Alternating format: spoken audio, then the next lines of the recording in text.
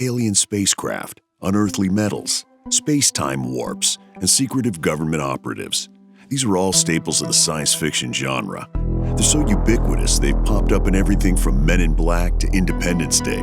But the question is, where do all of these ideas come from? What is the science behind the fiction? Today on Scream to Screen, we're going out there to examine the stories of Bob Lazar and the secrets of Area 51. But before we do that, be sure to subscribe to Graveyard Shift and let us know in the comments which true-life horror stories you'd like us to cover next.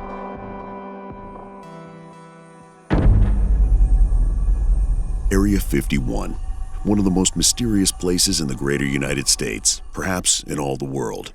Its place in the public's imagination has been cemented by both news reports and works of fiction. Its unassuming exterior, desert location, and quiet stillness have all been topics of discussion among UFO buffs and conspiracy theorists alike for decades.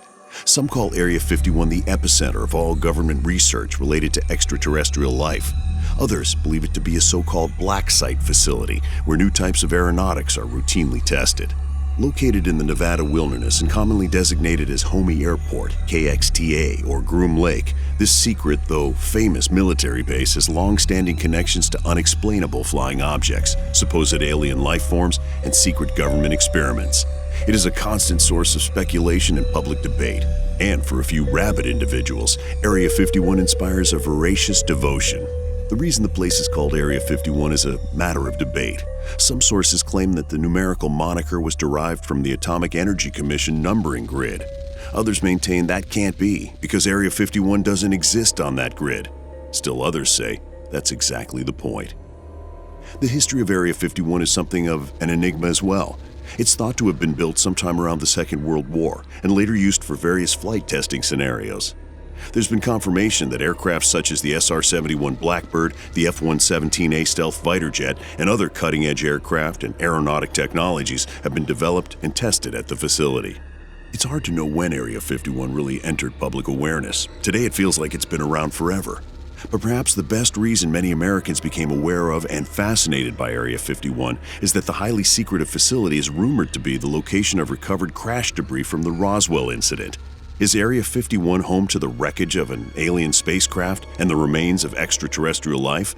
Or is it all just an urban legend? How did one of the most supposedly secretive government research facilities become something that the public was even aware of? If the powers that be had their druthers, this facility would still be a closely guarded secret. Or maybe the government is using Area 51 as a diversion to keep attention away from another super-secret location. Either way, the fascination and obsession with Area 51 can be traced back to one man, Bob Lazar.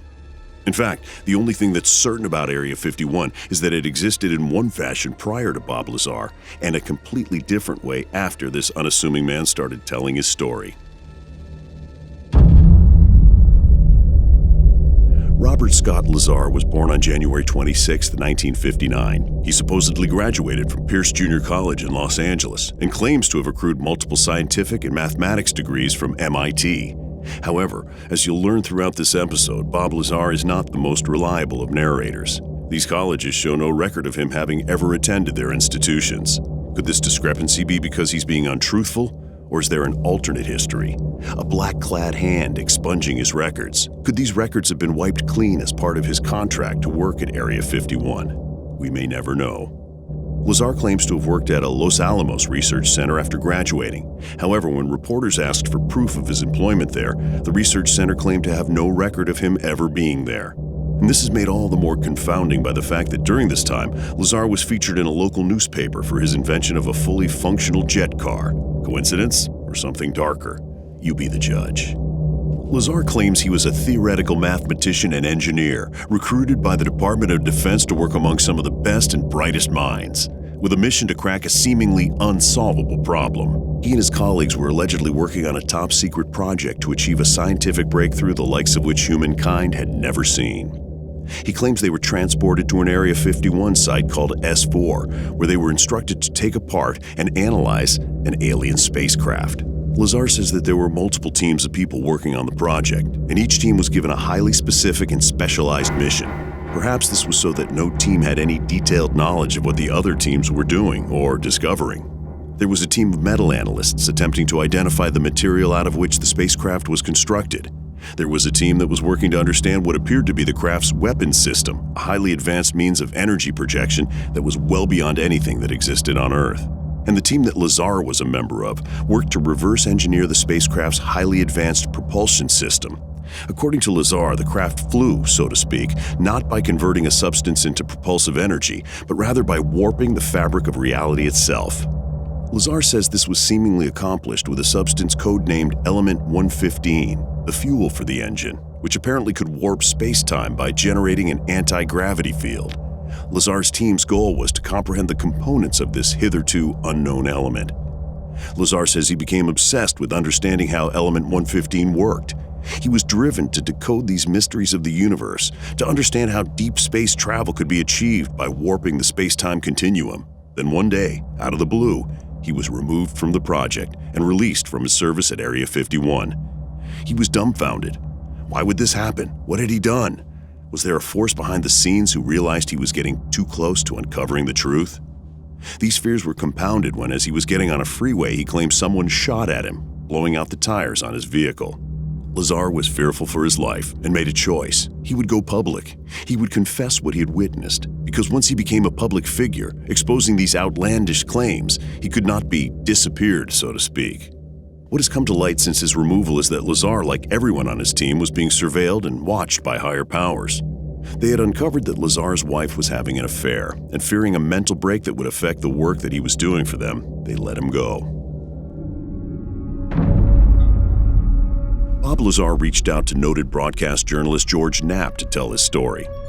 Knapp found Lazar's claims to have at least some small basis in reality and put him on the air. No one could have anticipated what happened next. Practically overnight, Bob Lazar became an internationally recognized public figure, going from being a mild-mannered engineer with an interest in the paranormal to being the figurehead of a movement. Individuals from all across the globe became fascinated with his story, some hell-bent on disproving his claims as falsehoods, others championing him as a true whistleblower. Immediately, attention was drawn to the fact that Lazar seemed to know things about the architecture of Area 51 that no civilian could, and that he had an intimate understanding of the security protocols surrounding the facility. How could he know these things if he had not worked there? How could he be aware of so many minute details if he had not spent time within the actual walls of the place, working on alien spacecraft? George Knapp became something of a champion for Lazar, constantly pointing out that his story had not evolved over 30 years, and holding up his intimate knowledge of science and mathematics as proof that the man in question was a reputable scientist. And for some, that was evidence enough. Lazar became a news fixation. Whenever anything remotely paranormal or otherworldly would happen, he was asked about his time at Area 51. Over time, his responses spawned a massive legend that in many ways is the definitive story of Area 51. Is it true, or is it all in Lazar's head? Well, at this point, it's what people believe. Bob Lazar and his version of Area 51 have had an immense impact on pop culture. From the Men in Black films to the idea of so-called little green men to the climax of Independence Day, it's instantly clear what Bob Lazar's legacy is. He's the person who cemented Area 51 and the alleged existence of extraterrestrial life, remains, or spacecraft there into the global consciousness. Multiple characters on The X-Files are direct references to Bob Lazar. Even the visual depiction of both the aliens and the spacecraft on the show are derived from his version of what otherworldly life might be like. Additionally, the theory that Bob Lazar's spotty personal history has been manicured or edited by governmental forces has also shown up repeatedly in pop culture. The characters Fox Mulder and Dana Scully constantly reckoned with black propaganda and deep state operatives attempting to obfuscate their path forward with contradictory dossiers and bizarre counterintuitive clues. In many ways, a rising tide of suspicion towards the U.S. government can be directly linked back to Lazar.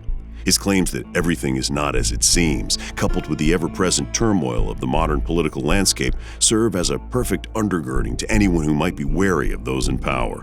This is also reflected in a multitude of Hollywood movies. Enemy of the State, The Manchurian Candidate, They Live, and The Matrix all share these themes.